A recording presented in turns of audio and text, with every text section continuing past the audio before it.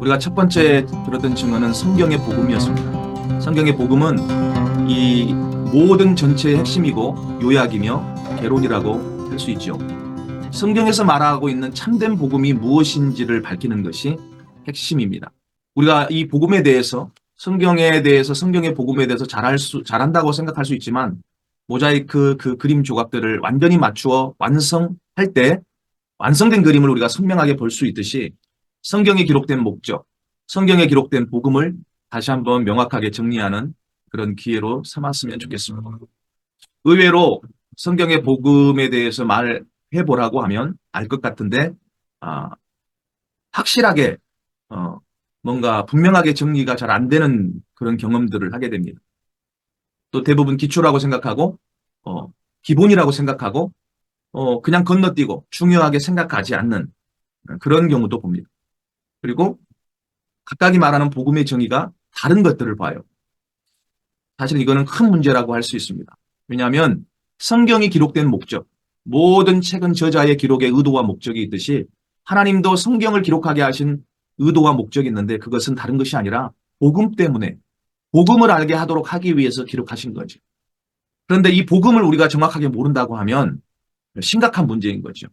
우리가 구약의 성경에 굳이 이스라엘의 역사를 알기 위해서 우리가 뭡니까? 이스라엘의 왕들의 왕국의 이야기, 또 이스라엘의 율법의 이야기, 제사와 제사장의 이야기, 이스라엘의 선지자들의 이야기를 우리가 굳이 알 필요는 없잖아요.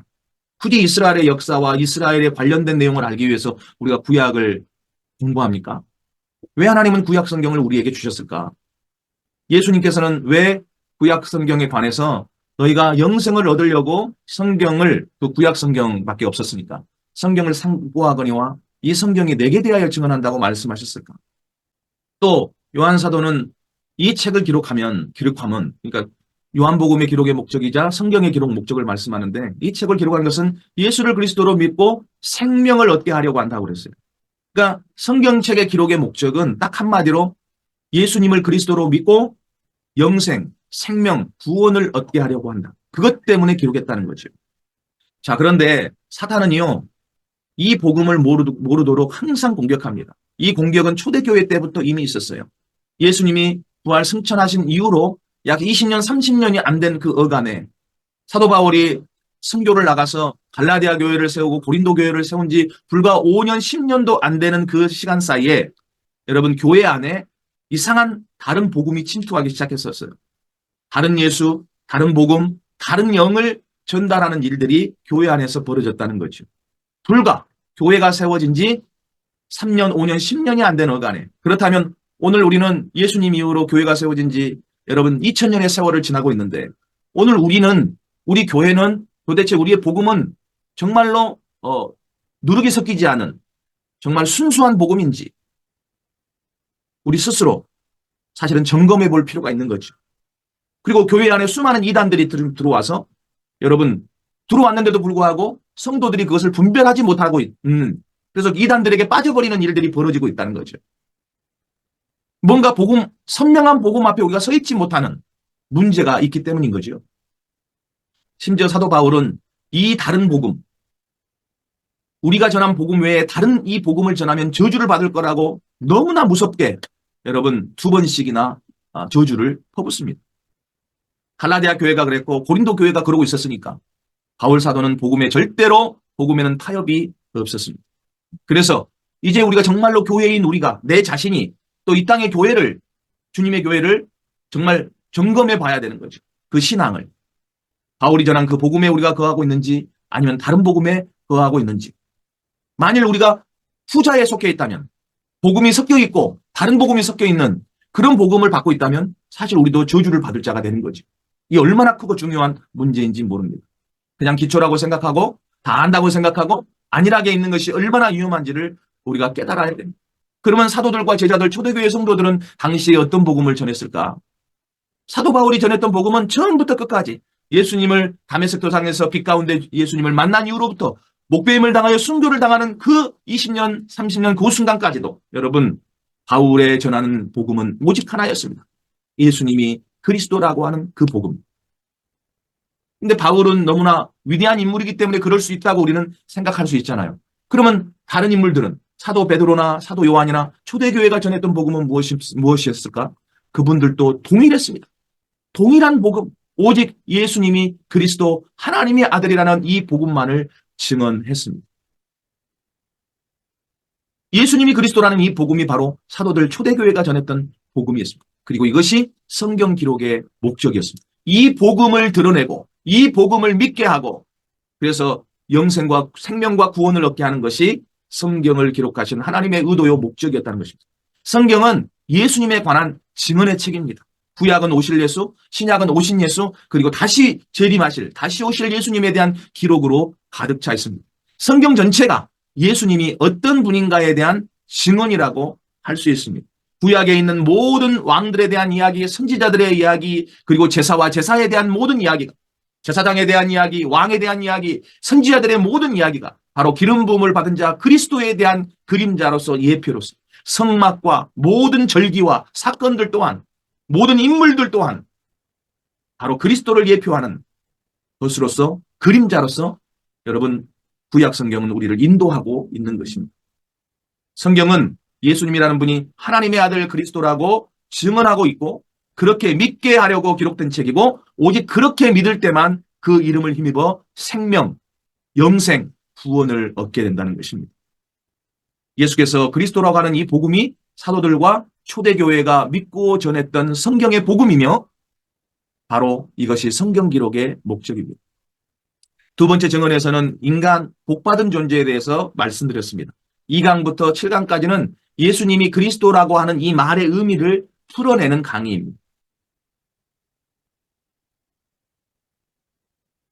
그런데 우리가 이제 인간에게 나중에 문제가 생기잖아요. 수많은 인생의 문제가 생기고 비참한 상태에 빠지고 저주받은 상태에 빠지고 죽음과 심판의 상태에 빠지는데 여러분 이런 인간의 상태 그리고 이런 인간을 이런 상태로 몰아넣었던 근본적인 문제, 심각한 문제가 있는데 우리가 이것을 증언하기 전에 먼저 원래 하나님이 창조하실 때의 인간의 원형의 모습, 정말 복받은 존재로서의 인간의 원래 모습을 우리가 제대로 알 때 제대로 이 기준점을 가지고 인간이 얼마나 처참하고 비참한 상태에 빠져 있는지를 우리가 심각하게 알 수 있어요.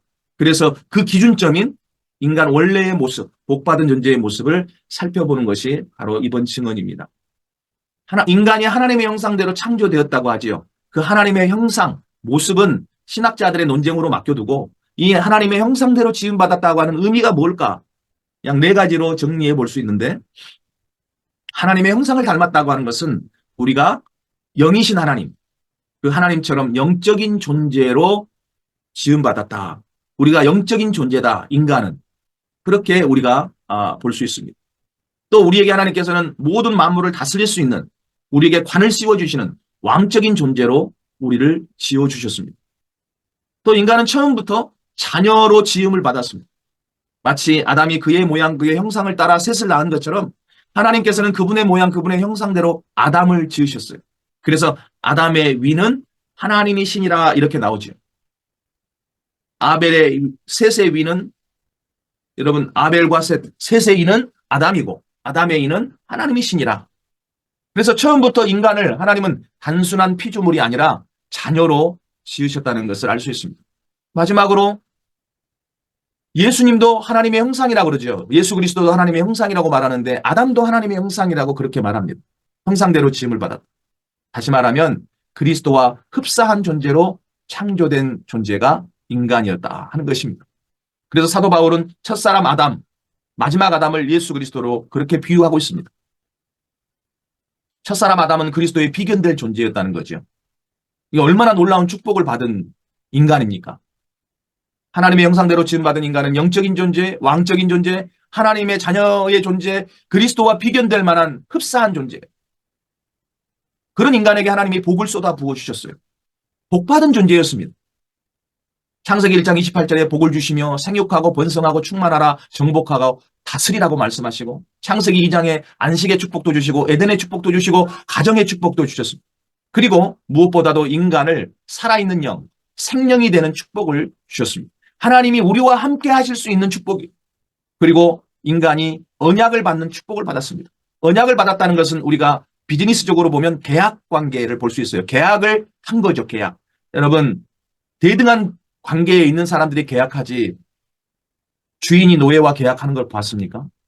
여러분, 창조주가 일개 피조물하고 계약을 하는 걸 보셨어요? 언약을? 근데 피조물인 인간에게 하나님은 창조주는 이심에도 불구하고 언약을 주셨다는 거예요. 이 언약을 받았다는 것 자체가 엄청난 축복이에요. 이게 무슨 우리에게 구속이나 우리를 올가매는 게 아니었어요. 그 언약을 통해서 하나님은 그런 하나님 창조주의 약속을 받을 만한 그런 존귀한 자로, 창조주 하나님의 약속을 받을 만한 존귀한 자로 인간을 대우하셨다는 것입니다. 이게 얼마나 놀라운 축복입니까?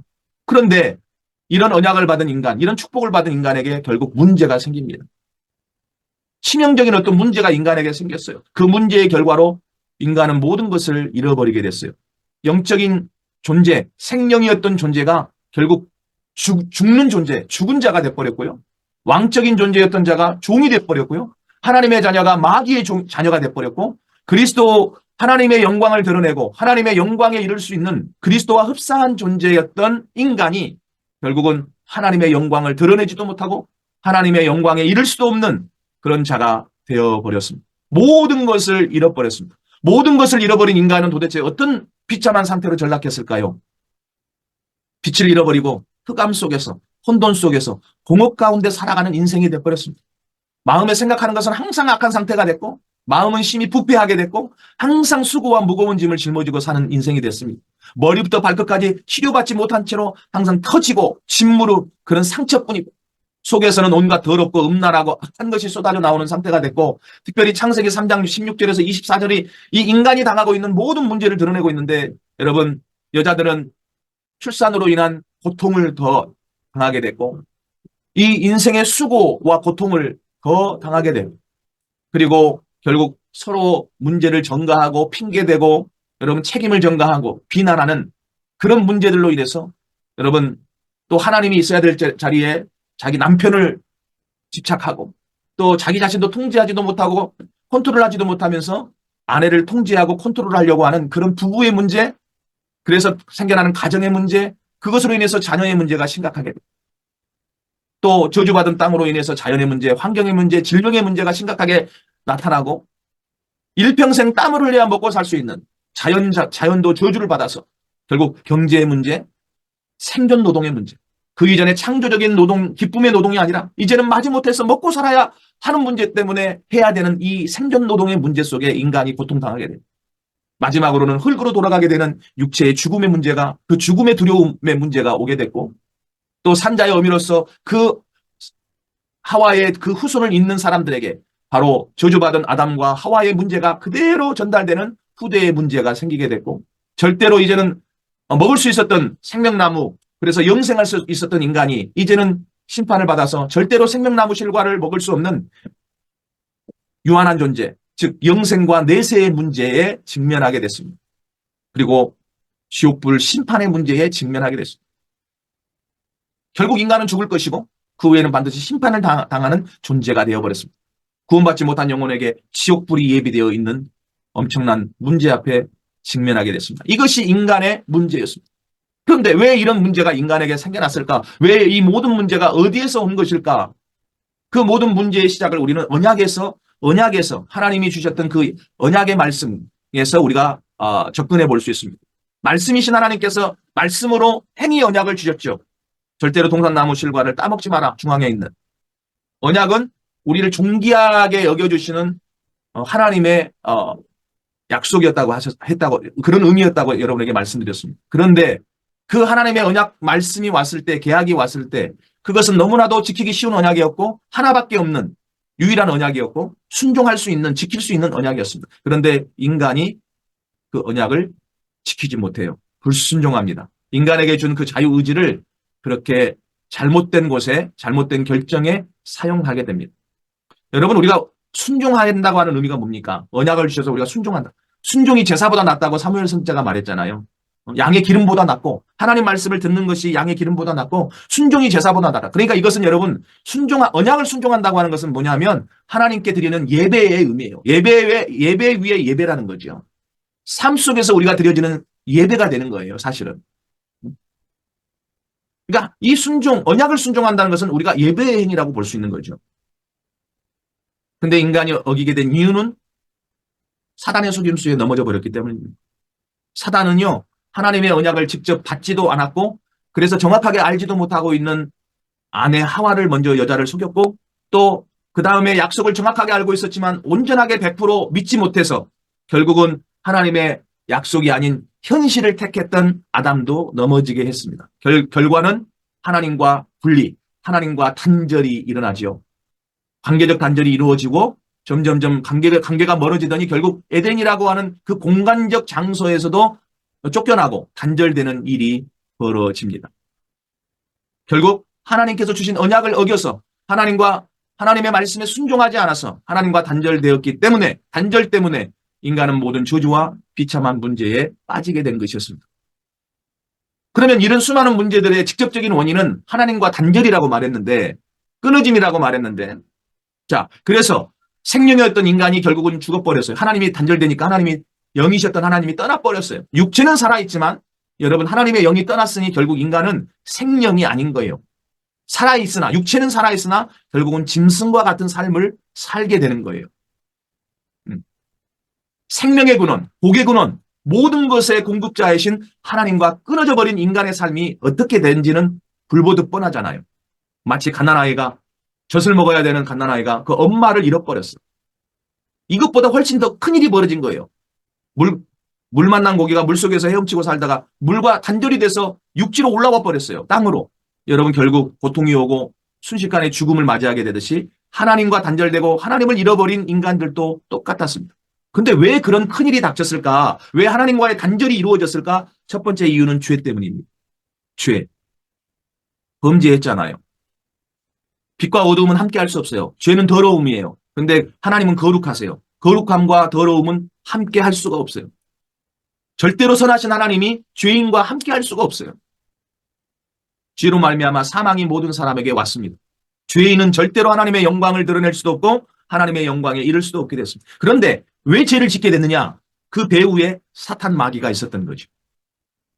창세기 3장부터 새하늘 새 땅이, 그 요한계시록의 새하늘 새 땅이 임하기 전까지 사탄의 활동이 계속될 것을 성경은 말하고 있습니다. 그럼 도대체 이 마귀의 존재는 어떤 존재냐? 우리가 몇 가지로 정리할 수 있는데, 첫 번째로 아주 강한 자입니다. 계시록에서도, 또 이사야서에서도, 또 에베소서에서도, 또 에스겔서에서도 나온 이 사탄의 존재는 강한 자로 묘사되고 있습니다. 이렇게 강한 자가 또 악한 자예요.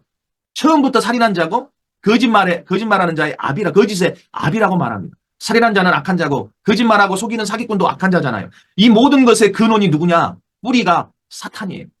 강한 자이고 악한 자입니다. 그런데 그런 존재가 세상 임금이래요. 세상의 신입니다. 세상 임금은 권력을 가지고 있어요.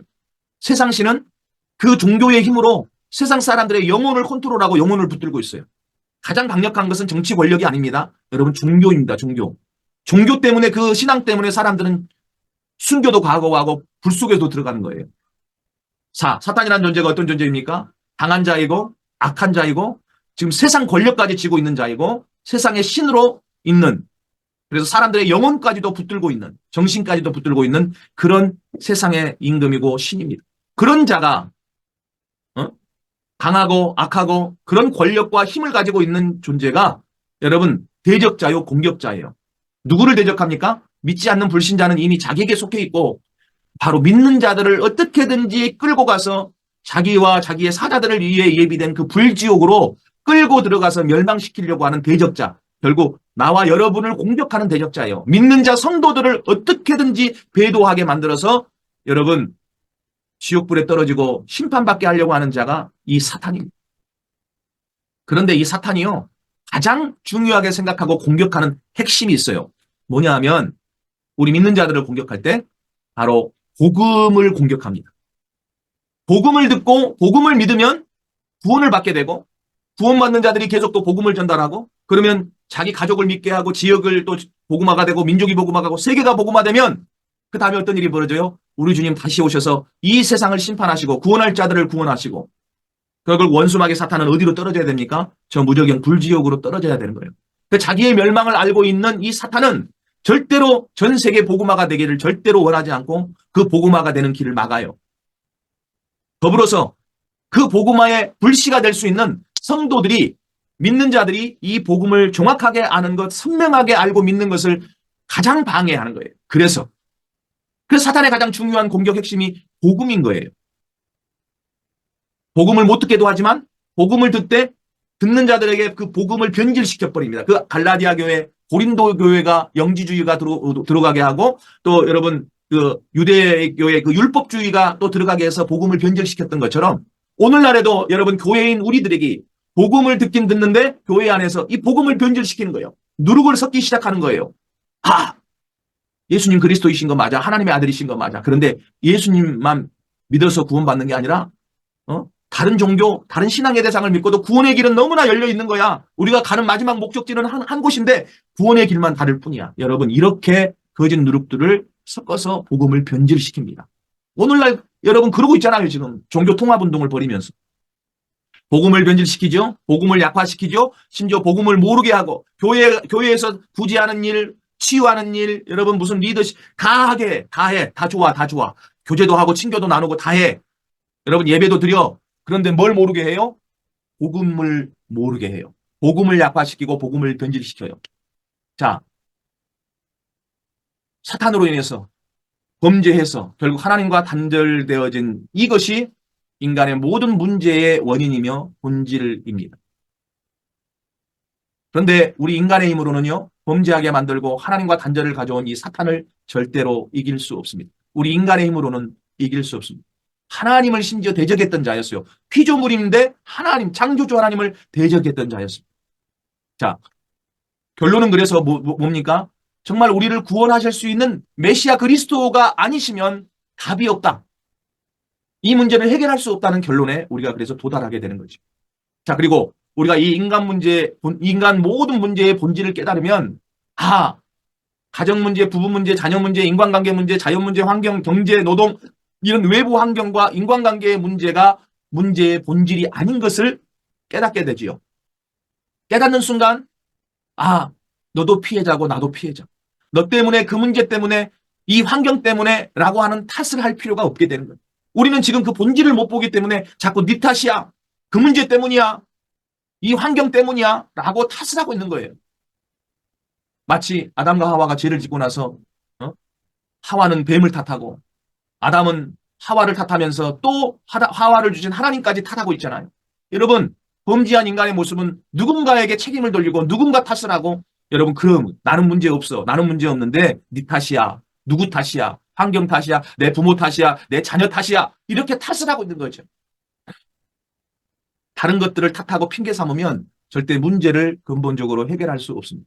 문제의 본질을 직시하고 본질적인 문제를 해결할 때 우리를 비참하게 만든 모든 문제를 해결할 수 있습니다. 근본이 해결되면, 뿌리가 해결되면 파생되는 문제는 자연스럽게 해결됩니다. 우리의 질병의 문제도 마찬가지.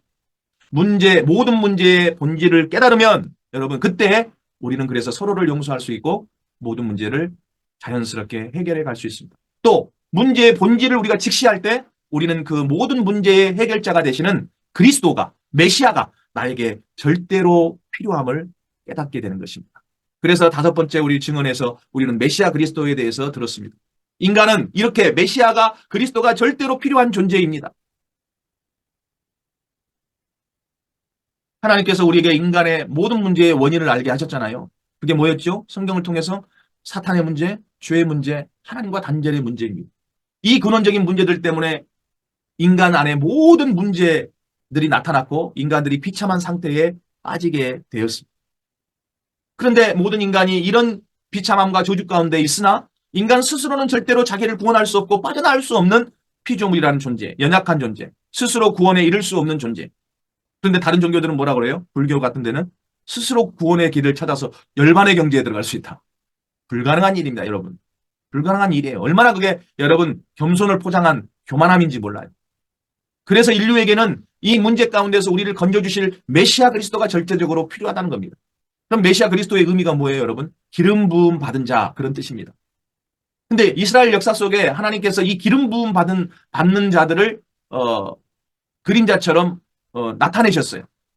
이 기름 부음 받은다고 하는 말은 여러분 기름은 물과 안 섞이잖아요. 다른 것과 섞이진 않아요. 구별된 존재. 다시 말하면 거룩하게 구별되고 성별됐다라고 하는 의미가 있어요. 그런 직분자들이 세 직분자가 있었는데 바로 왕, 제사장, 선지자였습니다. 그런데 문제는 이런 아무리 하나님 사랑받고 완전한 것 같았던 다윗 왕도 선지자들도 제사장들도 모두 다 인간의 연약함들을 다 갖고 있었어요. 심지어 악한 자들도 있었어요. 그래서 그들 자신들조차도 연약하기에 우리 인생의 모든 근본적인 문제를 단번에 영원히 완벽하게 해결해 주지 못했습니다. 그래서 근본 문제들을 단번에 영원히 완벽하게 해결해 줄 참된 왕, 참 제사장, 참 선지자가 인간에게 필요했던 것이었습니다. 사탄의 문제를 해결한 참된 왕, 죄의 문제를 해결한 참 제사장, 하나님과 단절의 문제를 해결하고 화목하게 해주는 참 선지자, 하나님과 연결시켜주는 참 선지자가 인류에게 필요한 거죠. 그리고 사탄, 죄, 하나님과 단절이라는 근본 문제로 인해 파생된 그 모든 문제들 속에서 고통당하고 있는 인간들을 건지실 구세주가 필요했던 것입니다. 그래서 메시아 그리스도는 하나님으로부터 기름 부음을 받은 자로서 인간의 이 근본적인 세 가지 문제와 그로 파생되어진 수많은 문제들 그 가운데 고통당하는 인류를 단번에 영원히 완벽하게 해결해 주실 수 있는 그 구세주를 의미하는 것입니다. 그런데 구약 성경에는 이 메시아 그리스도 구세주에 관한 300여 가지가 넘는 예언이 기록되어 있습니다. 특별히 하나님께서는 구약 성경을 통해 참된 왕, 참 선지자, 참 제사장이 반드시 오실 것을 약속하고 있어요. 그리고 그 삼중직을 가진 그리스도가 오셔서 사탄과 죄, 하나님과 단절의 문제를 해결하실 것을 약속하고 있습니다. 그로부터 생겨난 모든 문제를 해결하고 이 문제들로 고통당하는 인류를 구원하실 메시아 그리스도가 오실 것을 약속하셨습니다. 이스라엘 백성들은요, 심지어 저 남편을 5이나 두고 이제 남편이 아닌 남편과 살고 있는, 남자와 살고 있는 그 수가성 여인도 알고 있을 정도로. 네. 예루살렘에 예수님이 입성할 때, 낙이 타고 입성하실 때 모든 백성들이 호산나, 호산나, 다윗의 자손이여, 이스라엘의 왕이여 외치는 그들의 외침 속에서 또 예수님 승천하시는 그 순간에 질문했던 그 제자들의 입을 통해서 모든 유대인들 이스라엘 사람들이 바로 메시아를 그리스도를 대망하고 기다리고 있었다는 사실을 우리는 알 수 있습니다. 물론 그들이 바라고 있는 자신들의 소견에서 그런 어떤 가익과 같은 정치적 메시아를 바라고 있었지만 그럼에도 불구하고 그들은 어쨌든 메시아 그리스도를 대망하고 있었다는 거예요. 다른 이방인들이 이런 것들을 생각하지 못하고 있던 순간에도. 그래서 그들에게는 사실은 정말 축복받을 수 있는 그런 민족이었는데 그들이 결국 그리스도가 자기 땅에 오고 자기 민족에게 왔을 때 그리스도를 외면하고 십자가에 못 박는 그런 엄청난 죄를 저지르게 되죠. 자, 어쨌든 이렇게 메시아 그리스도에 대한 예언이 구약 성경에 기록되고 하나님께서 그리스도를 보내주실 거라고 하는 예언이 되어 있는데 자, 그러면 우리가 예수님의 삶을 좀 볼 필요가 있지요. 정말 예수님이 우리가 믿는 그리스도라고 한다면 그분은 이 구약의 300여 가지의 모든 예언을 다 100% 성취해야 됩니다. 특별히 왕, 제사장, 선지자의 이 삼중 직분을 모두 감당하셔야 돼요. 그래서 사탄의 문제, 죄의 문제, 하나님과 단절의 이 문제를 해결하셔야 돼요. 그걸 한번 증명해 보자는 거죠. 그런데 그 대표적인 것들만 보면 아브라함과 다윗의 후손으로 오실 것, 동정녀의 몸에서 탄생하실 것, 아들로 탄생하실 것, 베들레헴에서 나타나실 것, 은 30에 팔리실 것, 나무에 달려 죽게 될 것, 부자의 묘에 장사되실 것, 결국은 부활하시고 승천하실 것에 대한 그 모든 예언이 결국 신약 성경에서 성취되는 것을 볼 수 있어요. 모든 예언이 한치의 오차도 없이 예수님의 삶을 통해 그대로 성취됩니다. 또 예수님의 3년 반의 그 공생애, 공식적인 삶을 통해서 예수님은 가르치시고 천국 복음을 전파하고 모든 약한 것, 모든 병든 것 고치셨는데 이 공생애의 삶을 통해서 볼 때도 예수님 자신이 하나님 아들 그리스도이심을 나타내셨습니다. 그리고 마지막으로 예수님의 생애에서 최고로 결정적인 사건이 십자가와 부활 사건입니다. 실제로 이 십자가 사건은 역사적인 사건인데 이 역사적인 사건을 통해서 이 십자가의 사건을 통해서 바로 성소의 휘장 위에서부터 아래로 다 육체가 찢어졌잖아요. 그래서 뭐예요? 하나님과 만날 길을 열었습니다. 바로 하나님과 단절의 문제를 해결한 참 선지자의 그런 역할을 하셨고요. 피 흘려 죽으심으로 우리의 죄를 대속하심으로 죄 문제를 해결하심으로 참 제사장의 역할을 감당하셨고 십자가에서 죄의 문제를 해결하심으로 결국 어땠습니까? 율법에 쏘는 살, 바로 이 사탄이 율법을 이용하여서 우리를 정죄하는 그 정죄의 문제, 죄의 문제를 단번에 해결하시고 사탄을 이기셨어요. 참된 왕이 되셨습니다. 사탄을 이기신. 그리고 부활로 그 사실을 입증하셨어요. 그 십자가의 죽으심으로 이 근본적인 세 가지 문제를 완벽하게 단번에 영원히 해결하지 못하셨다면 예수님은 부활하실 수 없었어요. 다시 또 십자가에 올라가서 죽으셔야만 했어요. 마치 희생양을 계속 희생제물을 드리듯이 예수님이 그렇게 십자가를 져야 됐지만, 아니, 예수님의 그 부활을 통해서 우리에게 확증하신 것은 하나님이 보실 때에 그 십자가의 대속의 죽음, 사탄의 문제를 해결하신, 그 다음에 하나님과의 단절의 문제를 해결하신 이 십자가의 죽음이 완벽했다. 단번에 영원히. 그래서 부활로 이 사실을 입증하신 것입니다. 십자가에서 인간의 모든 문제의 원인이냐 본질을 해결하셨고 부활로 그것을 확증하셨습니다. 부활은 그분이 하나님의 아들이시라는, 하나님이시라는, 그리스도라는 가장 결정적 증거이고, 한편으로 아버지 하나님께서 그분을 부활로 그렇게 이끄셨습니다. 예수님께서 300여 가지 예언성취의 삶으로, 공생애의 삶으로, 십자가 부활의 삶으로 바로 예수님이 그리스도이심을 확증하시고 증언하셨습니다.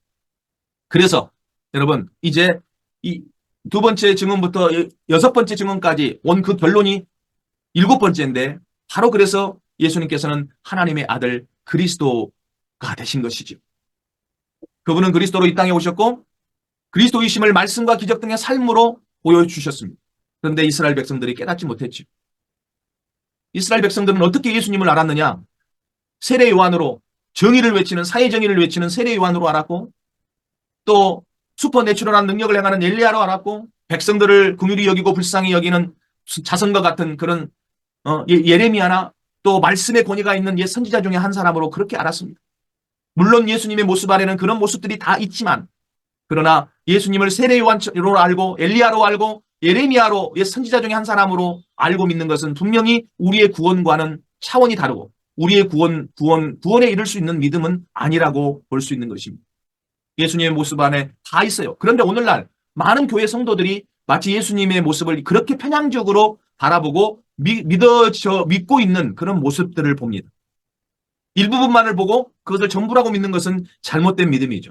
코끼리 전체를 볼 수 있어야지 다리를 만지면서 기둥이라고 생각하고 몸을 만지면서 벽이라고 생각하고 코를 만지면서 뱀이라고 생각하는, 이거는 제대로 코끼리를 온전하게 알지 못하고 믿지 못하는 그런 잘못된 결과를 가져오게 되는 것입니다. 자신이 보고 싶은 것만 보고 믿고 싶은 대로만 믿는 자기중심적 믿음이 되는 거예요. 자기 소견에 좋은 대로 믿는 것입니다. 그렇게 믿으면 구원은 없습니다. 세례 요한이 십자가에 달려 죽음으로 우리를 의롭게 해줬습니까? 엘리야가 십자가에서 그 엄청난 능력으로 사탄과 죄와 하나님과 단절의 문제를 끝내줬습니까? 예레미야나 옛 선지자가 십자가에서 나를 위해 대신 눈물을 흘려주셨습니까? 예수님의 어머니 마리아가 십자가에서 조건 없는 사랑으로 인류를 위해 은혜를 베풀어 줬습니까? 아닙니다. 오직 예수님만이 십자가에 달려서 그 모든 일을 행하셨습니다. 여러분의 죄, 나의 죄, 우리 죄를 대신하고 십자가를 지시고 죽으심으로 우리를 의롭게 해주셨고 모든 근본적인 문제들을 끝내주셨고 우리를 위해 눈물을 흘려주셨고 한량없는 대속의 은혜를 베풀으시고 우리의 영원하신 중보자 대제사장이 되어주셨고 오직 죽으셨을 뿐만 아니라 다시 부활하심으로 바로 영생에 대한 그 부활의 소망을 우리도 갖게 하셨습니다. 그러므로 오직 예수님만이 그리스도이십니다. 예수님만이 하나님의 아들 그리스도이십니다. 우리는 삼위일체의 하나님을 믿지요. 바로 그가 하나님의 아들, 하나님이신, 성자 하나님이신 메시아 그리스도이심을 믿습니다. 예수님이 하나님의 아들이시라고 하는 증거는 수많은 가지가 있지만, 여러 가지가 있지만 정말 다른 종교와 딱 차별되는 게 있죠. 어떤 것과 비교할 수 없는 확실한, 바로 동정녀의 몸을 통해서 나신, 죄 없이 태어나신 예수님의 탄생이 그러하고 죄 없이 사셨다가 죄인을 위해 또 죄 없는 그분이 대신 죽으신 이 죽음이 그러하고 또 부활, 영원히 지금도 살아계신 그분의 부활이 그분이 하나님의 아들 그리스도라고 하는 것을 우리에게 확증해주고 있습니다. 이러한 일들은 절대 인간이 할 수 없는 일임, 오직 하나님이시기에, 하나님의 아들이시기에 가능한 일입니다. 자, 이제 우리는 예수님이 그리스도라는 결론에 도달했습니다. 바로 예수님이 그리스도, 이것이 언약이고 이것이 복음입니다. 구약은 오실 메시아에 관한 약속, 신약은 이미 그가 오셨고 다시 오실 거라고 하는 그 약속입니다. 이 복음은 그런데 오직 계시로만 알 수 있습니다. 인간의 지혜와 지식으로 알 수 있는 것이 아닙니다. 하나님께서 알게 해주셔야 알 수 있는. 그래서 믿음이라고 하는 것은, 이 복음을 믿는 믿음은 하나님의 전적인 은혜이기도 합니다. 혈육으로 알 수 없는 신비, 계시의 신비입니다. 영의 일입니다. 아버지를 아는 것, 아들을 아는 것, 계시의 차원이고, 복음은 신비의 계시를 따라된 것입니다. 그래서 우리는 이 계시의 영, 성령이 임하시기를 우리는 기도해야 됩니다. 성령의 세례를 받기를 위해서 기도해야 됩니다. 성령이 임하실 때 우리는 예수님을 주라고 믿고 고백할 수 있게 되는 것입니다. 자, 이렇게 예수님을 그리스도로 선명하게 아는 사람이, 깨달은 사람이 예수님을 그리스도로 믿게 되는 거죠. 예수님을 하나님의 아들 그리스도이심을 믿게 하려고 성경은 기록되었다고 말씀드렸습니다. 성경 기록의 목적이 그렇다면 목사님들이 행하는 모든 설교나 양육이나 여러분 제자교육 또한 바로 이 성경의 기록대로 예수님이 하나님의 아들 그리스도이심을 전하는 것에 집중해야 됩니다. 또 전도와 선교도 마찬가지입니다. 목회도 마찬가지이고. 자, 그래서 예수님을 그리스도로 믿는 믿음이라고 하는 것은 아까 말했어요. 십자가와 부활로 사탄 죄, 하나님과 단절의 문제, 그리고 모든 문제, 고통을 해결하셨다는 믿음이에요.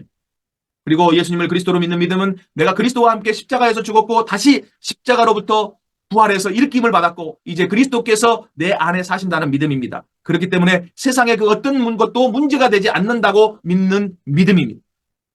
예수님을 그리스도로 믿는 자가 하나님께로부터 난 자예요. 하나님께로 난 자라는 것은 구원받았다는 뜻이에요. 구원받은 자예요. 구원받은 자. 구원이 어떤 의미로서의 구원입니까? 사탄에서 해방되고 죄 문제가 해결됐고 하나님을 떠나 죽었던 상태에서 빠져나와 하나님을 만나 생명을 얻게 됐다는 것. 이것이 구원의 유일한 기준입니다. 우리는 구원받아야 되죠. 그리고 그 구원이 어떤 것인지 잘 알아야 됩니다. 여러분, 마태복음 7장에 주여 주여 하는 자마다 다 천국에 들어갈 수 없습니다. 아버지의 뜻대로 행하는 자라야 들어갈 수 있습니다. 이 말은 교회 안에서 여러분 구원받는 자와 구원받지 못하는 자가 반드시 분명히 있다는 것을 말합니다. 양이 있고 염소가 있다는 것을 말합니다. 아무리 선지자 노릇하고 예언을 하고 귀신을 쫓아내고 권능을 행한다 할지라도 하나님 아버지의 뜻대로 행하지 않는다면 불법을 행하는 자라면 구원받을 수 없습니다. 아버지 하나님의 뜻은 무엇입니까? 그러면 아들 그리스도 예수를 보고 믿는 자마다 영생을 얻는 것이고요. 하나님께서 주신 자 중에 하나도 잃어버리지 아니하고 마지막 날에 다시 살리는 부활, 영생 구원이 바로 하나님 아버지의 뜻입니다. 오늘날 많은 교회 성도들이 유대교인화되어져 가면서 구원을 잘못 이해하는 자들이 많습니다. 여러분, 유대인들 중에서도 특별히 바리새인들 자기들은 열심히 하나님 정말 잘 믿는다고 또 지키면서 율법을 지키면서 산 그들이었습니다. 그런데도 그들은 구원을 받지 못했습니다. 왜? 그리스도를 정확하게 알지 못했고 그리스도이신 예수님을 믿지 않았습니다. 하나님의 아들로 그리스도로 믿지 않았습니다. 베드로를 만나기 전에 그 로마의 중대장 경건하고 하나님을 경외하고 가난한 사람들을 구제 열심히 하고 매일 정해진 시간에 기도했던 그 중대장 고넬료가 여러분 베드로를 만나기 전 성령을 받기 전 구원받았을까요? 사도행전 18장에 나오는 그 성경 대학자 아볼로는 어떻습니까? 브리스길라 아굴라 부부를 만나서 정말 물세례뿐만 아니라 예수님의 성령 세례를 알기 전에 그가 예수님에 대해서 정확히 알기 전에 그리고 예수님을 하나님의 아들 그리스도로 믿기 전에 그가 구원을 받았을까요? 유대인들은 어떻습니까? 그들 많은 종교인들이 여러분 구제도 우리 기독교인들보다 더 구제 열심히 하고요. 더 경건하게 살 수도 있고요. 이슬람이 사람들은 하루에 5번씩 메카를 향해서 절하면서 기도하잖아요. 여러분 그런데 구원 받았습니까? 우리가 그렇게 말할 수 있습니까? 성경대로 믿으면 아니잖아요. 그런데 오늘날 교회가 성도들이 교인들이 예배당 참석하여 예배 참석하는 종교 생활은 너무너무 열심히 봉사도 하면서 잘할 수 있지만 과연 예수님의 이 복음에서 우리가 복음을 알지 못하고 제대로 알지 못하고 믿지 못한다면 여러분 구원과는 상관없습니다. 구원에 가까울 수는 있지만 구원 받았다고 말할 수 없는 것입니다. 그런데 여러분 우리가 진실로 예수님을 믿으면요. 진실로 예수님을 그리스도로 믿으면 어떤 은혜와 축복을 받냐면 우리가 교회가 돼요. 베드로의 그 주는 그리스도시요 살아계신 하나님의 아들입니다. 그렇게 믿음의 고백했을 때 예수님이 너무 칭찬하시면서 기뻐하시면서 너는 반석이다. 여러분 우리의 믿음의 반석이 되는 거예요. 그 믿음의 고백 위에. 그리고 이 반석 위에 내 교회, 주님의 교회를 세우겠대요. 여러분 우리가 예수님을 주로 하나님의 아들 그리스도로 고백하는 그 믿음을 갖고 있으면 내가 교회가 되는 거예요. 내가 교회로 세워지는 거예요. 그런데 그 교회의 음부의 권세가 이기지 못해요. 사탄이 이기지 못해요. 그리고 마지막으로 천국문을 열 수 있는 키를 주듯이 여러분 우리도 천국문을 여는 다시 말하면 구원으로 들어가는 그 열쇠를 우리 또한 가지게 되는 것입니다. 예수님을 그리스도로 진실로 이렇게 예수님을 그리스도로 진실로 이렇게 믿는 자가 예수님을 나의 구세주로 나의 주인으로 영접하게 될 것이고 그렇게 영접한 자가 진실로 구원을 받게 될 것이고 이렇게 구원받은 자가 비로소 드디어 예수 그리스도라고 부르게 되는 것입니다. 예수 그리스도라고 이렇게 우리가 부를 수 있게 되는 거죠. 그래서 아홉 번째 증언에서 우리는 예수 그리스도, 예수 그리스도 이렇게 말하게 되는 것입니다. 예수 그리스도라고 우리가 호칭할 수 있을 때까지는 이 네 가지 과정이 우리가 있어야 돼요. 예수님을 그리스도로 진실로 믿어야 되고 그래서 예수님을 나의 구세주로 영접해야 되고 영접한 자가 그렇게 해서 구원을 받게 되는 것이고 그렇게 구원받은 자가 비로소 예수 그리스도 할 수 있는 거죠. 습관적으로 예수 그리스도 하는 게 아닙니다. 자, 그런데 우리가 예수 그리스도를 강조하는 이유는 바로 우리의 눈에 보여주는 말씀이 육신이 되어서 오신 그 예수님을 통해서 아버지 하나님도 알 수 있게 되고 성령 하나님도 우리가 정확하게 알 수 있기 때문입니다. 삼위일체 하나님을 알기 위해 그 중심에 바로 육신으로 오신 하나님의 아들 예수 그리스도가 계신 거예요. 자, 결론적으로 이야기하면 예수님은 아버지 하나님을 나타내십니다. 빌립이 주여 아버지를 우리에게 보여주옵소서 하니까 나를 본 자는 아버지를 보았다 이렇게 말씀하시고 내가 아버지 안에 거하고 아버지는 내 안에 거하신다. 아들과 아들의 소원대로 계시를 받은 자만 아버지를 알게 될 것이다. 여러분 독생하신 예수님이 하나님이신 예수님만이 아버지를 나타냅니다. 아들을 알면 자동적으로 아버지를 알게 돼요. 아들과 아버지는 하나이시라고 말씀합니다. 자, 그러니까 우리가 성자 하나님이신 예수 그리스도를 우리가 잘 알면 여러분 우리가 성부 하나님 여호와를 알고 믿게 되는 거예요. 또 그러면 성령님은 어떤 분입니까? 성령님은 성자 하나님이신 예수님이 아버지께 부탁했어요. 그래서 성부 하나님이신 여호와께서 성령 보혜사를 우리에게 보내주셨습니다. 모든 것을 가르치시고 예수님이 말한 모든 것을 생각나게 하시는 보혜사. 성령이 오시면 그런데 어떤 일을 합니까? 예수 그리스도를 증언하신대요. 모든 진리 가운데 인도하신대요. 성령이 또 임하면 권능을 받고 땅끝까지 이르러 예수님이 그리스도 하나님의 아들이라고 하는 이 복음을 증언하는 증인이 된대요. 그러니까 성령이 하시는 일이 뭡니까? 오순절날 성령이 임했던 사건을 통해서 우리가 알 수 있듯이 바로 이 방언의 은사, 무슨 은사, 병고침의 은사, 모든 은사들을 통해서 결국 예언의 은사 이런 것들을 통해서 사도들이 제자들이 마지막 누구를 증언합니까? 결론으로 예수님이 하나님의 아들 그리스도다. 이 복음을 증언하고 있습니다. 이거를 증언케 하시는 이는 누구예요? 각양각종의 은사를 주신 바로 성령 하나님 보혜사였습니다. 결국 결론적으로 말하면 성자 하나님 예수님은 성부 하나님 여호와를 드러내 주시고 나타내 주시고 성부 하나님 여호와는 성령 하나님 보혜사를 보내 주시고 성령 하나님 보혜사는 성자 하나님 예수님을 하나님의 아들 그리스도로 증언하시는 역할을 합니다. 이렇게 성자 예수님을 중심으로 성부 하나님, 성령 하나님께서 삼위일체를 이루면서 역할들을 해가고 계시는 것입니다. 그렇게 해서 결국 우리 이제 10번째 증언으로 성도의 삶 신앙생활로 한번 넘어가 보죠. 그러면 우리가 예수님을 이 삼위일체를 믿는 우리 믿는 자, 예수님을 하나님의 아들 그리스도로 믿는 자는 그분을 주님으로 고백하는 자들은 어떻게 살아야 될 것이냐? 언약적 관점에서 좀 말씀을 드릴게요. 하나님께서 아담에게 언약을 주셨잖아요. 그런데 결국 그 언약을 지키지 못했습니다. 뭐 사탄 때문에 그렇게 했지만 결국 주신 자유의지를 불순종으로 잘못 사용했습니다. 언약에 불순종했습니다. 하와는 언약을 잘 몰라서 불순종했고 아담은 언약을 알았지만 온전히 100% 믿지 못해서 불순종했습니다. 이러하든 저러하든 그들은 언약을 불순종했습니다. 불순종의 결과는 어떻습니까? 비참함이었고 저주였고 고통이었습니다. 자, 그러면 답이 나오죠. 언약과 순종. 우리가 하나님으로부터 받던 언약을 온전히 믿고 100% 순종하는 삶을 살아야 함. 이것이 바로 성도의 삶이고 참된 신앙생활이다. 바울도 자신의 사역을 한마디로 모든 이방인 중에 믿어 순종하게 하나니 그렇게 말합니다. 이뿐 아니라 이 땅에 복음을 주신 이유가 모든 민족이 믿어 순종하게 하시려라고 밝히고 있습니다. 베드로 또한 부름받은 자들이 순종해야 할 것을 언급하고 있습니다. 우리 주님이 예수님이 100% 그 모든 예언을 성취하시기 위해서 그리스도의 직분을 얻으시기 위해서 여러분 십자가를 지고 죽으시기까지 순종했던 것처럼 여러분 우리는 자발적 순종해야 됩니다. 그럼 여러분 우리가 어떻게 순종해야 됩니까? 자발적으로 나 자신을 부인하고 자기 십자가를 지고 예수님을 따라감으로 순종해야 됩니다. 예수님을 따라간다고 하는 의미가 무엇입니까? 여러분 나를 따라오라 내가 사람을 낚는 어부가 되게 하리라. 무슨 말입니까? 바로 복음을 증언하는 전도자. 자기를 부인하고 자기 십자가 지고 예수님을 따라간다고 하는 의미는 결론적으로 예수님의 이 복음을 증언하는 복음 전도자의 삶을 살아가는 것을 말합니다. 그것이 예수님 따라가는 자가 제자 아닙니까? 그때 우리는 예수님의 진정한 제자가 되는 것입니다. 그럼 또 우리는 어떻게 순종해야 됩니까? 임마누엘의 삶을 살아야 됩니다. 임마누엘이 뭡니까? 하나님이 우리와 함께 하신다는 뜻이잖아요. 즉 주와 함께 살아야 되고 주를 위해 살아야 되고 성령을 따라 행하는 삶을 살아야 됩니다. 이렇게 살아가는 사람들은 세속에 물들지 않고 경건하게 살아갑니다. 주님이 원하시는 뜻을 따라서 세계 복음화를 위하여 가족 복음화, 민족 복음화, 지역 복음화를 위해서 살아가는 사람입니다. 예수님을 증언하는 삶을 삽니다. 살아 죽으나 무엇을 먹든지 마시든지 주를 위해 살아가는 삶을 살아갑니다. 그리고 우리는 어떻게 순종해야 됩니까? 주님의 남아있는 마지막 이 재림 언약에 순종해야 됩니다. 주님은 반드시 오십니다. 오시겠다고 약속하셨습니다. 이미 구약의 300가지 언약을 예수님이 다 성취하셨습니다. 신약의 예수님의 재림의 언약은 300가지 이상입니다. 그러니까 이 재림의 언약은 구약의 300가지 언약 예약보다도 더 빈도수가 높습니다. 이제 우리는 주님의 다시 오심을 준비하는 자로 복음 증언과 전파자로 부름받았습니다. 주님이 언제 오십니까? 언제 재림이 일어납니까? 세계 복음화가 완성될 때 일어납니다. 마태복음 24장 14절에 모든 민족에게 이 복음이 증언되어야 하니 그제야 끝이 오리라고 말씀하고 있습니다.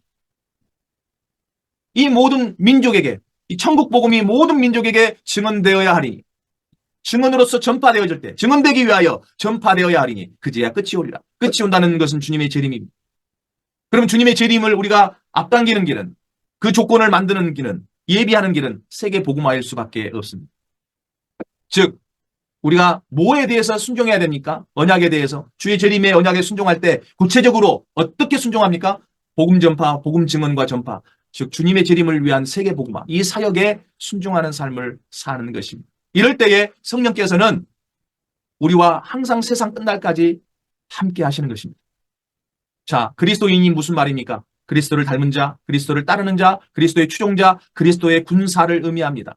여러분, 주님을 추종하고 따르는 사람은 예수님이 말씀하시는 대로, 예수님이 행하신 대로 살아가야 되는 것입니다. 그것이 추종자요, 팔로워, 진정한 그리스도의 제자인 것입니다. 마지막 그리스도의 제자로서 우리는 어떤 삶을 살아야 되겠어요? 바로 복음 전도자, 복음 증언자의 삶, 마지막 세계 복음화를 이루는 그 예수님의 유언을 따라가는 그 삶을 살아가는 것입니다. 그것이 그리스도인이고 성도의 삶이고 제자의 삶이고 신앙 생활입니다. 11번째, 이제 그러면 이 복음을 우리가 알았고 우리가 정말로 세계 복음화를 이루어야 되는 그 복음 증언 전도자의 삶을 살아야 되는데 어떻게 우리가 전도할 것이냐 이 생각하면 참 답답할 때가 많죠. 세상에 전도의 방법도 많고 다양한데 그런데 다양한 전도 방법으로 우리가 교회 부흥도 이루는데 효과가 있을 수는 있지만 그러나 오직 성경의 전도 예수님이 행하시고 가르치셨던 성경의 전도가 아니면 세계 복음화를 이루기는 어렵다는 결론입니다. 그래서 우리가 예수님이 행하신 전도는 뭐였을까? 잠깐 살펴보면 먼저 예수님은 공생애를 시작하면서 천국 복음을 외쳤어요. 회개하라. 천국이 가까웠다. 오늘 우리도 이런 슬로건을 외쳐야 됩니다. 회개하라. 주님이 다시 오신다. 주님의 나라가 지금 오고 있다. 우리 똑같이 세례 요한도 이렇게 외쳤고 예수님도 외쳤습니다. 그리고 또 한편으로는 제자들을 찾고 부르셨습니다. 베드로, 안드레, 야고보와 요한을 찾고 부르셨습니다. 나다나엘도 빌립도 부르셨습니다. 또 예수님은 모든 도시 마을을 두루 다니시면서 천국 복음을 가르치셨어요. 많은 교훈 하나님 말씀을 가르쳤겠지만 핵심은 예수님 자신이 오실 메시아 그리스도이심을 가르쳤습니다. 수많은 병고침, 기적, 권능, 죽은 사람도 살려내시면서 자신이 그리스도이심 하나님의 아들이신 것을 가르쳤습니다. 자신을 또한 그리스도로 스스로 증언하셨습니다. 어떤 때는 가르침을 받는 무리가 더디 믿는 것을 책망하시면서 모세와 모든 선지자들의 글과 성경 전체에 기록된 자기 자신에 관해서 그리스도이심을 노골적으로 증언하셨습니다. 예수님이 행하신 전도가 현상적으로는 무리를 향해서 다양한 가르침, 치유와 기적, 예언, 권능을 행하시는 것으로 볼 수 있지만 본질적으로는 여러분 그것을 통해서 무리와 전 세계를 살리기 위해서 생명 걸고 복음을 전할 제자를 찾는 것이었고 또 그 제자들이 믿고 생명 걸고 세계 복음화할 수 있는 그 복음을 증언하는 것이었습니다. 그러면 예수님이 행하신 것뿐만 아니라 제자들에게 가르쳤던 전도는 어땠습니까? 마태복음 10장, 누가복음 10장을 통해서도 예수님의 행하신 전도와 다를 바가 없습니다. 제자들도 똑같이 그렇게 예수님이 행하신 것처럼 나가서 복음화를 이루었습니다. 제자들도 똑같이 제자들을 찾아 부르고 또 예수님이 제자들을 찾아 불렀잖아요. 그리고 앞서 세워서 먼저 보냈잖아요. 또 천국복음 회개하고 또 천국의 도래를 선포하는 이 천국복음을 전하셨고 이 과정을 통해서 최종적으로는 평안을 받을 합당한 자, 즉 주님의 제자를 찾아내는 일을 했는데 제자들도 동일하게 똑같이 그렇게 했습니다. 여러분 우리가 어떻게 제자를 찾아낼 수 있을까요? 주님의 제자를. 그것은 천국 복음, 이 복음을 전해보면 알 수 있습니다. 반드시 주님의 제자는 예수님이 하나님 아들 그리스도라는 이 복음을 전할 때 반응하게 되어 있습니다. 반드시 제자는 시기적인 차이는 있을 수 있으나 복음에 반응합니다. 마치 소프라노가 막 소리를 지르면 그 유리잔이 흔들리다가 진동하다가 깨져버리는 같은 주파수 대가 맞으니까 반응이 일어나는 것처럼 복음을 들을 때에 진동이 일어나고 복음을 들을 때에 산산이 부서지는 자신의 자아가 부서지는 일들이 벌어지게 되고 복음이 생명이 있기 때문에 그 복음이 속에서 막 자라나고 불같이 이 복음을 전하지 않으면 안 될 심령을 갖게 되고 그래서 전도하게 되고 여러분 예수님을 전하게 되고 또 제자가 제자를 삼는 일이 제자를 찾는 일이 벌어지게 되는 것입니다. 오직 합당한 제자를 찾는 이유는 전체를 살리기 위해서 두 번째 복음 증언과 오직 전파를 통해서만 그런 제자 찾을 수 있고 찾아진 제자에게 여전히 복음을 또 증언하고 그 제자가 다른 이에게 복음을 증언할 때 그 제자는 성장하게 되어 있습니다. 예수님이 제자들에게 가르쳐준 전도는 어떤 마을이나 도시든지 들어갈 때 복음, 천국 복음을 전하게 하시고 회개하라. 하늘나라가 가까워왔다. 그래서 이 복음에 반응하는 제자를 찾아내 합당한 자, 샬롬을 빌고 그 집을 방문할 때 문을 열어주고 영접하는 사람들, 복음을 더 듣고 싶어하는 사람들, 그런 합당한 자, 평안을 빌어줄 때 그것을 받아들이는 자를 찾고 찾으면 그 집을 떠나지 않고 계속 머물면서 그 사람을 본격적으로 성경 전체를 통해 복음을 풀어서 증언하고 가르쳐서 제자로 만들고 그 제자가 결국 그 집안을 구원하게 되고 그 집안이 그 마을, 그 지역을 변화시키고 복음으로 구원시키고 그래서 점점점 그 나라와 민족 전 세계까지 구원하는 역사가 일어나는 것입니다. 마태복음 13장에는 복음에 합당한 전체를 살릴 그런 제자에 대해서 말씀하고 있는데 이거는 하나님 나라에 대한 성장에 대한 비유이긴 하지만 하나님 나라가 우리가 세계 복음화, 전도하고 여러분 관련이 밀접하게 연관되어 있다고 할 때 복음 전도에 우리가 이것을 적용시켜 보면 제자는 열매 맺는 좋은 땅입니다. 좋은 땅에 복음의 씨앗이 뿌려지면 반드시 열매 맺게 돼 있어요. 반응이 일어나게 돼 있어요. 또 제자는 처음에 보잘것없지만 겨자씨 같아서 정말로 그 생명력이 이 복음의 생명력이 자라나서 여러분 정말로 많은 사람을 구원으로 인도하는 그런 안식처가 될 것입니다. 결국 제자는 전부를 변화시키는 누룩입니다. 보이지 않지만 순식간에 변화시키는 세상 전체를 복음으로 변화시키는 누룩과 같고 제자는 밭에 감추인 보화와 같습니다. 극히 값진 진주 하나와 같습니다. 모든 것을 팔아서 투자할 만한 가치가 있는 제자. 그런 자가 제자잖아요. 모든 것을 팔아 이 하나를 사기에도 아깝지 않은 자가 제자입니다. 한편으로 제자는 복음이라고 하는 극히 값진 보화와 진주를 발견했을 때 가장 소중한 이 복음을 취하기 위해서 자기의 가지고 있는 모든 것을 팔아 버릴 수 있는 이 복음을 위해서 자기의 온 생애를 헌신할 수 있는 자기의 몸과 시간과 물질과 생명까지도 복음을 위해서 헌신할 수 있는 자가 바로 제자입니다. 이것이 예수님이 가르쳐 주신 전도입니다. 그래서 여러분 예수님께서 기뻐하시는 성경의 전도가 뭐냐? 한 지역이 아닌 전체를 살리기 위해 계시를 받은 제자를 세계 방방곡곡에서 찾는 자입니다. 계시받는 자, 합당한 자를, 복음에 반응하는 자를, 평안을 받을 자를 예비된 자요, 옥토요, 전도의 문을 찾아내는 것입니다. 이 제자를 찾는 유일한 방법은 오직 성경의 복음을 증언해 볼 때 알 수 있습니다. 그 사람의 외모나 어떤 그 사람의 신분이 아니라 복음을 증언해 보면 성경의 복음을 증언해 보면 반드시 소수라 할지라도 그 안에서 반응하는 자가 나타납니다. 이 반응하는 자, 이 귀한 자를 제자로 삼아 복음을 더 깊이 증언하고 그들이 결국 복음의 불씨가 돼서 다른 이들에게 가족 속에 또 지역 속에 친구들에게 나라와 민족 전 세계의 복음을 증언하는 제자로 전도자로 성장하게 하는 것입니다. 여러분 계시를 받고 복음을 증언했던 자들이 성경에 있잖아요. 세례 요한, 또 사마리아 여인 사도 요한, 사도들, 사도 바울, 아볼로 등등. 또 성경 자체가 또 예수님이 그리스도이심을 증언하고 있고요. 예수님 자신도 대제사장 앞에서 신문을 받을 때에 네가 그리스도냐? 네가 하나님의 아들이냐? 그럴 때 맞다. 네가 그렇게 말했다. 이렇게 하시면서 자신이 하나님의 아들 그리스도이심을 증언하셨습니다. 이것이 여러분 성경의 전도입니다. 성경의 전도의 핵심은 한마디로 말하면 전도의 내용이 무엇입니까? 예수님이 그리스도라는 복음을 증언하는 것. 이게 전도의 내용입니다. 전도의 대상은 누굽니까? 세계 전체를 복음화를 통하여서 다 살려내야 하기 때문에 세계 곳곳에 숨어있는 하나님께서 준비한 합당한 제자들, 그 제자를 찾아내고 복음을 전해서 찾아내고 반응하는 제자를 찾아내고 그 또 제자를 삼는 것입니다. 전도의 방법이 무엇입니까? 가능한 모든 사람들에게 복음을 전해보면 됩니다. 오직 제자는 복음에만 반응합니다. 복음 전하면 진짜 제자는 어떤 형태로든 반드시 복음의 반응을 일으키게 되어 있습니다. 그리고 전도 후에 제자 양육은 어떻게 합니까? 또 그 제자가 전도 현장에서 전도를 하면서 자신의 부족함을 또 채우고, 여러분, 전도를 하면서 그 제자는 더 훈련되어지고 성장하게 됩니다.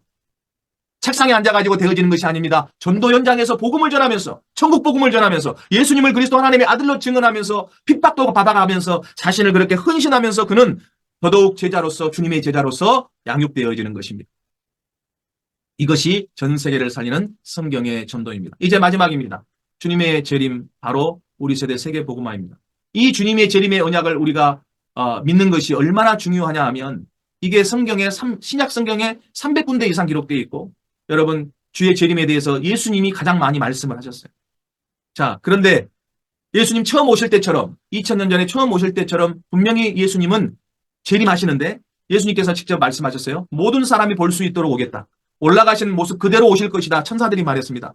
근데 그날과 그 시는 아무도 몰라요. 심지어 오직 하나님 아버지만 아신다고 그렇게 말씀하십니다. 그러면 언제 오십니까? 한 가지 힌트가 있는데, 이 천국 복음이 모든 민족에게 증언되기 위하여 온 세상에 전파되어질 때 그제야 끝이 온다는 마태복음 24장 14절 예수님의 말씀입니다. 천국 복음이 온 세상에 전파될 때 그제야 끝이 오는데, 그때 예수님의 재림이 임합니다. 그래서 예수님의 재림은 천국 복음, 이 세계 복음화와 깊이 관련이 있는 것입니다. 이 재림 언약, 예수님이 반드시 주셨던 진리인데, 이것에 대한 믿음은 우리의 반응, 우리의 선택입니다. 예수님께서는 재림 언약을 주셨어요. 심지어 제자들에게 이스라엘의 모든 동네 다 다니지 못해서 끝이 온다. 그들 중에 주님의 재림을 볼 사람이 있을 것이다. 이 세대가 지나기 전에 이 달이 일어날 것이다. 여기 서 있는 사람 중에 죽기 전에 하나님의 나라가 권능으로 임하는 것을 볼 자도 있느니라 말씀했어요. 주님의 재림을 참된 언약으로 붙들고 진실로 믿어야 합니다. 그런데 이 재림 언약을 그대로 믿었던 사도들, 제자들은요, 주님께서 오실 길을 준비하고 자신들이 살아있을 때에 바로 이 세계 복음화를 완성하려고 최선을 다하고 노력했습니다. 사도 바울이 그랬고요. 여러분, 이 세계 복음화를 마치려 하면은 야고보 사도도 그렇게 살았습니다. 순교를 당하기까지. 베드로 사도도 그렇게 살았습니다. 그런데 예수님의 재림이 연기가 되기 시작했어요. 예수님의 재림이 연기되니까 논쟁이 일어났어요. 파루지아 논쟁이. 성령으로 이미 오순절날 예수님이 와버렸다. 아니, 아직 오지 않으셨다. 그런데 이미 성령으로 오셨다 하는 파가 이겨버렸어요. 승리했어요. 근데 이것 때문에, 논쟁 때문에 베드로는 이렇게 말합니다.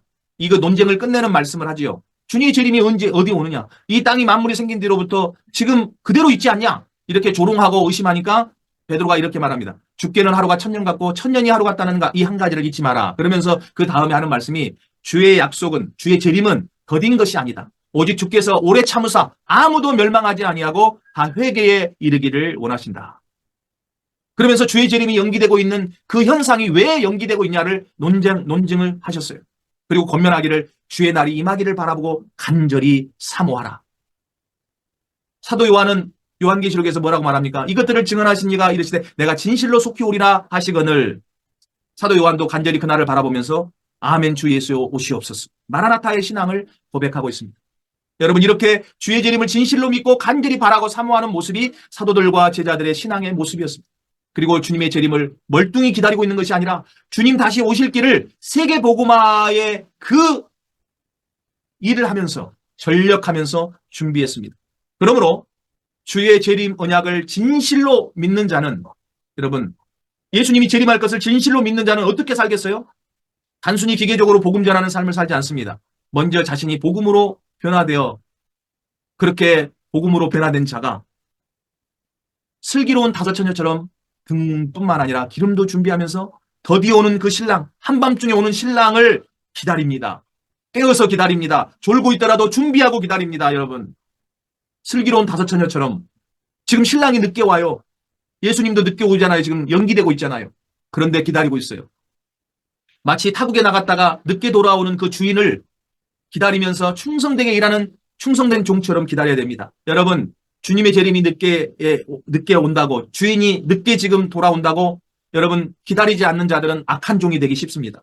악한 종들은 어떻게 합니까? 술 취하고 방탕하고 음란하고 다른 종들을 때리는 그런 삶을 살아요. 어둠의 아들로 살아요.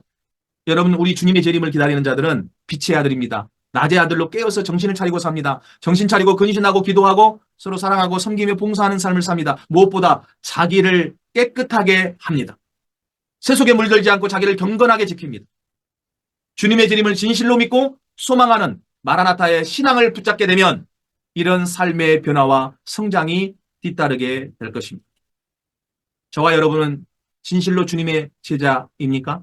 주의 재림의 언약을 정말로 믿고 이 마지막 언약을 실패하지 않기 위해서 세계 복음화를 위해서 가족의 복음화를 위해서 여러분 지역과 친구와 민족의 복음화를 위해서 함께 이 사역을 위해 함께 뛰고 있는 복음 전도자의 삶을 사는 주의 제자입니까? 요한계시록 22장 20절을 읽고 마칩니다. 이것들을 증언하시니가 이르시되 내가 진실로 속히 오리라 하시거늘 아멘. 주 예수여 오시옵소서. 주 예수의 은혜가 모든 자들에게 있을지어다. 아멘. 기도하겠습니다. 하나님, 이 귀한 복음이신 예수님이 그리스도 하나님의 아들이심을 증언했습니다.